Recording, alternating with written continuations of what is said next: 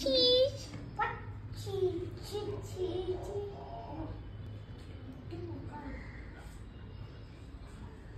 వెళ్దామా మేడం దగ్గరికి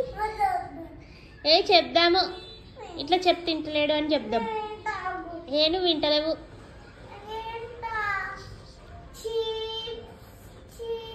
ఎవరికి పంపాలి ఇది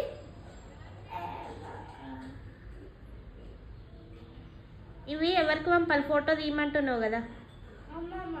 అమ్మమ్మకా మేడంకా ఇంకొకరు మర్చిపోయావు చెప్పు నువ్వే